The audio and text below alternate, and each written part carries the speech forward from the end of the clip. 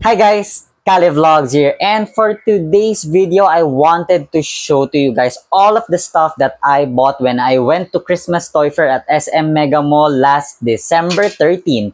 So let's get started. Okay, so just to give you guys a brief background, if you guys haven't watched yung video where I went to the Christmas Toy Fair, which was day 1, held at Mega Trade Hall in SM Mega Mall sa Pasig last December 13 to 15.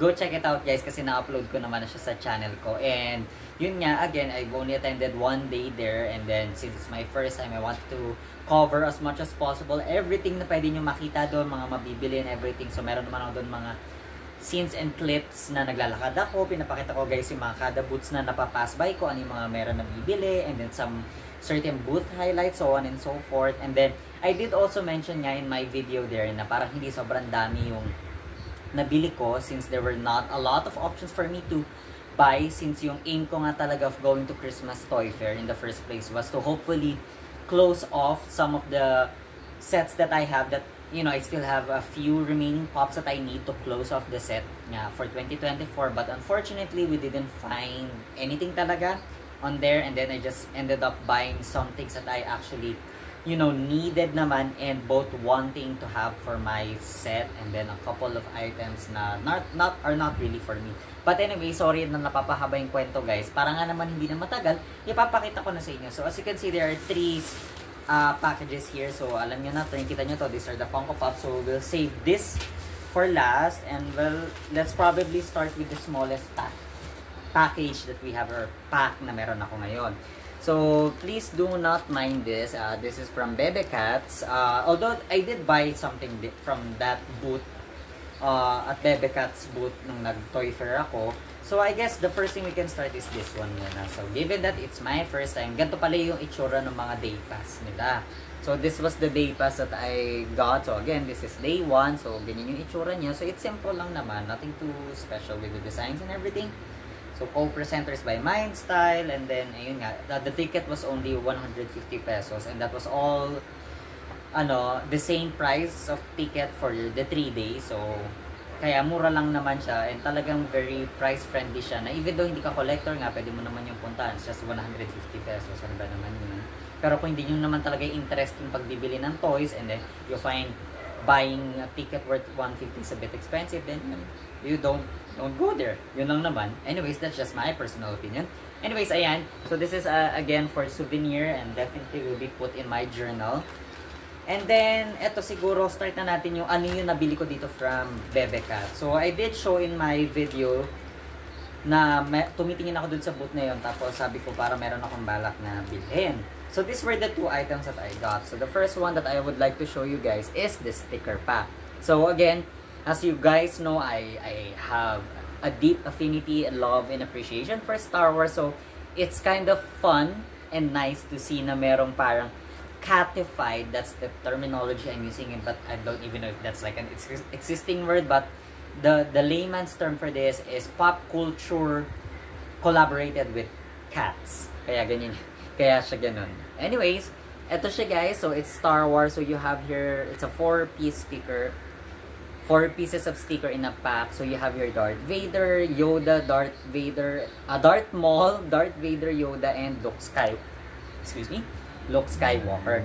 So if you guys are interested, they do have their QR code sa Instagram. So check nyo na lang yan guys. So this was worth 150 pesos, and this is already like vinyl type kind of sticker. Yung para basta pwede siya madikit sa mga Hydro Flask, Aqua Flask. So it's kind of a nice quality sticker. And then the other one naman is this one. So this is a keychain. So that's a cat wearing a BB-8 costume. So this is not actually for me. It's for my girlfriend because she likes BB-8 na droid. Kaya ayun. So these are the 2 items that I got from Bebe Cat. And then if you were also watch the video naman, I did pass by Total Dibs booth nung una kong pagpasok kasi yun rin yung closest na nakita ko. So I did buy a couple of items, and I didn't buy any Funko related products there. So I'm just going to show you guys what I bought. So first is, this is a sticker pack. So as you can see, nakita nyo yung price kung magkano. It's 100 pesos, and then there's like a couple of stickers from Star Wars. It's mostly from The Mandalorian. So yung mga, nung browse ko siya, mostly mga nakikita ko si Mandalorian, si Grogu, mga ganun. Basta it's more on the Mandalorian part. And then next is, these aren't actually for me. So this is for Dwayne. Ito yung mga stickers na to. So it's from Beanie. So yan ang ipinakita. So excuse me lang guys, I'll just take a quick pause. Okay, sorry guys, medyo nag-pause lang kasi my grandmother passed by the area. So again nga, still I'm not yet set up in my room. Kaya dito ako sa living room titake ng aking mga videos, and I apologize if napapansin nyo, nagpo-floating na naman to kasi again, it's very mahangin sa labas. Kaya yung hangin po nagpa-pass by natin sa area na to. But anyways, continuing, where was I? Ito. So, this was something that I also bought at Total Gifts kasi, you know, surprisingly, they were selling a few of this naman. So, these are stickers from Beanie. So, you have there yung Pantropico, of course, the Beanie. So, these aren't for me, it's for Dwayne. And then, I also did get a couple more photo cards. So, I think nakikita nyo na guys from the back part. These are all Beanie cards except for this one particularly. So, if you guys haven't watched yung my video of attending the Funko Fanatic Philippines Christmas party the first time, and even yung video ng mga items na I got during the party, so this was one of them. But again, I just wanted to show you since this is something that I did get from Christmas Toy Fair. So it's the Beanie OT8 card. So it has the back design from Boracay Starfish, and it has of course our theme ng Christmas party, which is the Fun Tropico. So again, these are not official licensed Beanie photo cards. I'm just letting it out there. But again, if you guys are interested, you might have gotten one of these when you attended the Christmas party, or luckily may ka-connection kayo nakakilala tas nakuha nito from them. So again, it's a nice add to the collection. But anyways, it's not for me, it's actually for my sister kasi she wanted this one, and then I only have one in my entire collection. So sabi ko, hindi ko naman pwede ibigay, and that's something that I got from the Christmas party. So luckily naman, yung ka-team ko sa Boracay Starfish Show, if you're watching this, Freya, thank you so much for giving me this. You know, she was nice enough to give me another one. So this is for my sister. And then ito naman, as you can see, itong mga nakikita nyo na cards, well, these are just more Beanie cards. So you have here si Aya, si Maloy, and then 2 pieces of Mika na Beanie cards. So again, these aren't for me, this is for Dwayne kasi I don't know, Dwayne kind of likes Beanie then, suppose. So itong mga cards na to are not actually for me, it's for him. But anyways, ayun, those are all of the small stuff that I got. Oh wait, I'm kind of missing one more pa pala here.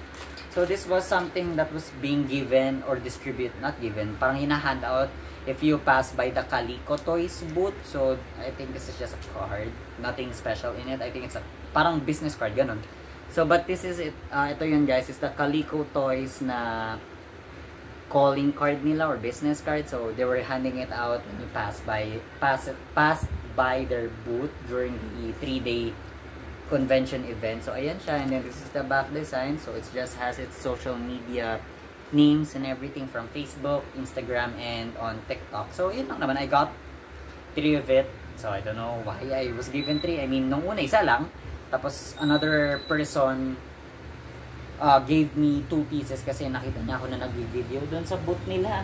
But anyways, ayun lang naman lahat ng mga stuff that I got. And I do apologize on the background noise if naririnig niyo yun, yung tricycle ang lakas. Minsan nakakainis lang kapag naririnig niyo siya. But anyways, going back, sorry, I digressed. Ayun yung ito yung mga stuff that I got, the small stuff that I got during my attendance at the Toy Fair. So as you can see, it's not really a lot. But anyways, let's now move to ito naman, itong package na to. Okay, so now that I was able to show to you guys yung mga small items that I got, let's now proceed with the second bag. So as you can, if you did watch my video again, you guys know that these are comic books. But again, for this video, I just wanted to show to you guys ano yung mga comic books na nabili ko. So as you while I was walking through there, I did pass by Comic Odyssey, and then they were selling mga comic books for only 50 pesos, and then there was another section that was out of sleeves, yung mga hindi nakaganto na 20 pesos ang per piece, and then the other side, yung katabi nito, were mga graphic novels naman, and they were at 20% off. So yung mga may kita yung price doon, 20% off pa. So there was like, I think may nakita ko doon, mga worth 1.1 siya, and then because of the 20% off, mga nasa 900 something na lang siya, or 800, mga something like that. But anyway, so eto, sa dami-dami ko nang tinignan doon, I only ended up with actually getting 3 comic books. And then the first one is this one. So this is the Amazing X-Men, and this is the Age of Apocalypse. So there was actually a full graphic novel there for the Age of Apocalypse, but I just decided to get the, I guess you can say, the starting part of the storyline. That's how I can describe it. And siguro ito yung first part ng story, kasi I think when I checked before at Philbars, I think there's a 2 parts of this na naka-graphic novel siya. Again, sorry for the background noise. So again, there were like a 2-part of it. So I'm not sure if this was the first one or the second part ng story. But anyways, sorry, I digress. Ito nga, ito yung comics na nakuha ko. So it's the Age of Apocalypse 1. And then the other one naman is, I did mention it in the video, na I am taking a stab on this one if this is related to the Infinity series. Kasi meron ako yung Marvel Comics ng Infinity, and then it was only part 1 of 6. So I'm not sure if this is the second one talaga. So again, I'm just taking a stab. I actually haven't taken them out, so mamaya ko na lang siguro tignan or on my spare time. And then the last one was this one. So this is from the Age of Ultron, and this has a variant edition cover, kaya ganyan yung itsura niya, medyo kakaiba. And this is book 8 of the 10-part series. Ngayon, how do I know na it's 10? It's because, of course, sinearch ko naman. I did my due diligence of searching sa internet for that one. And ayun nga, I did mention in the video, so I'm just going to say it here again, na hindi ko naman kompleto yung buong 10-part series. I do have book 1, book 2, and book 10 sa collection ko. So having book 8, so at least I'm 4 out of 10 na yung meron ako, but I'm not sure if anytime in the possible years to come makukompleto ko siya, pero look, hindi natin masabi. But anyways, ayun, so those are the 3 items that I got from Comic Odyssey. So yun lang naman, so lagay ko na siya dito sa side, and let's now actually proceed with these 2 Funko Pops that I bought at Christmas Toy Fair. Okay guys, now that I've shown to you the 2 bags na, or 2 packages that I got, I don't know what's the best term to use, sorry, medyo nagbabuff pa yung utak ko. But anyways, let's just proceed with this one. So again, I did mention nga in the video na parang wala ako masyado naging options to buy doon when I went to Toy Fair. Kasi nga, I wanted to buy the Funko Pops that I needed to complete the sets that I have in my collection right now. Yung may mga kulang pa ng 1, 2, o 3. So I was kind of hoping na pagpunta ko sa Toy Fair, makikita ko yung mga pwede ko mabili doon. But unfortunately, there weren't really anything talaga. Like, siguro may mga moments na twice na ako tumitingin doon sa booth na yun, wala talaga. Or kada browse ko na isa-isa, may mga moments na yung off-camera, mga hindi ko na-include dun sa vlog, mga snippets, na tinitingnan ko yung mga booths, tas wala talaga. And then I just ended up with buying 2 Funko Pops, but without further delaying it na. So there was one store there, I think, nakalimutan ko yung pangalan ng store, but I did pan it in the video that I uploaded on my channel, or when I was there rather, is this one actually. So pakita ko na siya. So it did come in a protector guys, just an FYI. So the figure that I bought from that store is this figure right here. To apologize on the background noise if narinig niyo man yun, yung motorcycle. But eto guys, yung binili ko na Funko Pop from that booth. So this is Jose Marichan, and this has the Hobby Stock exclusiveness sticker. So again, maybe some of you might be wondering or watching this video right now na parang, Carl, ang tagal-tagal na niyan nilabas, so bakit ngayon mo lang nakuha? So just a story on that one is, yun nga, nung lumabas siya, hindi ko siya again, these were moments na parang lumabas and then hindi ko nabili agad because wala akong budget na. So I'm trying to recall when was this released, but please, if someone watching this video bought this at the time na na-release yung figure, please put it in the comment section below para at least maano ko, or probably later search ko siya kung kailan lumabas. But going back, ayun nga, at the time na lumabas yung figure, hindi ko siya nabili. So it took me a couple of years now, and then ngayon, so this was the good opportunity for me to finally buy it. It's been something that I have been wanting for years, and I can finally, one less figure to think about. So ayan siya, guys. So that's Jose Marichan. That's the side, and then that's the back part. So it has the album na meron, album ng kung saan yung ginawa yung may mga kanta niya and everything. So ayun siya. Overall, it's in a good condition naman talaga. And then, of course, again, it came in a protector. Tapos, nung tinake out ko naman siya sa box, okay siya. But, taking a look at the figure itself, it's nice naman siya. He's holding the mic. You can see like yung gladness na eyes niya. And then, yung kanyang signature na parang, I want to describe it as mole yung nasa ulo niya, guys. So, I think that is his mole. And it's normal naman for people to have moles in their body. It's something na it's not abnormal for a person to have. But anyway, so ayan, at least it was a good purchase. I got it for 800 pesos, which I think what it was going for at the time, it was being sold at Hobby Stock Collectibles. So para siyang, I think 799 yung price talaga. So to get it at 800 pesos, it was a very good deal na rin. So it was just like SRP buying it at SRP. Kasi yung mga iba ko nakikita sa Shopee or sa marketplace, mas mahal siya, mga 1,000 pataas. So those are something na parang it's not something you really wanted to buy.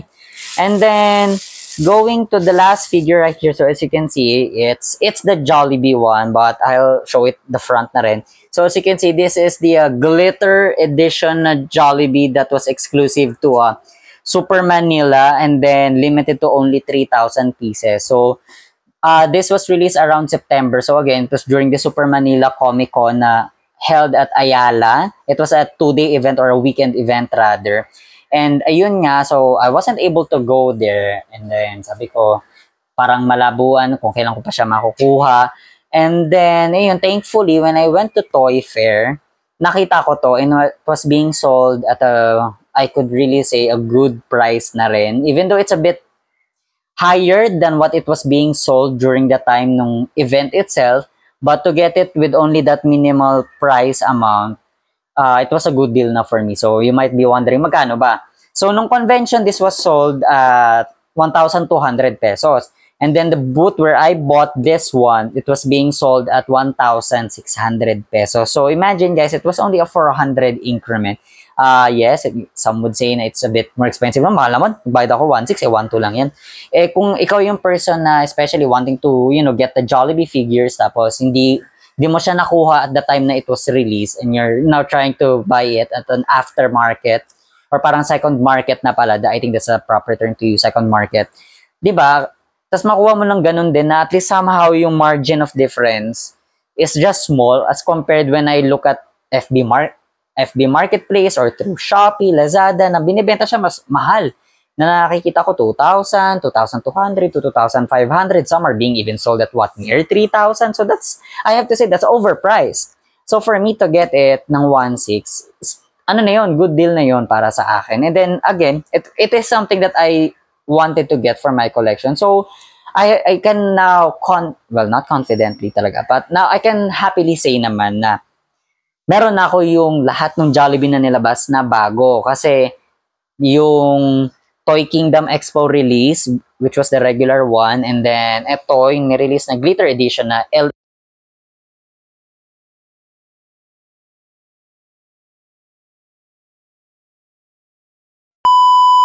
Okay, so while I was editing the video, I did not notice na nag-cut off na yung microphone ko, like in 4 minutes remaining with the video. So that's still a lot of coverage na hindi na gumana yung microphone. Unfortunately pala, namatay na siya. Like, naubos na ng charge, kaya siya namatay all throughout. I was kind of hoping na kahit yung some snippets or parts lang yung nawalan. Pero while I was browsing, watching through the entire video up to the end, wala na talaga siyang audio.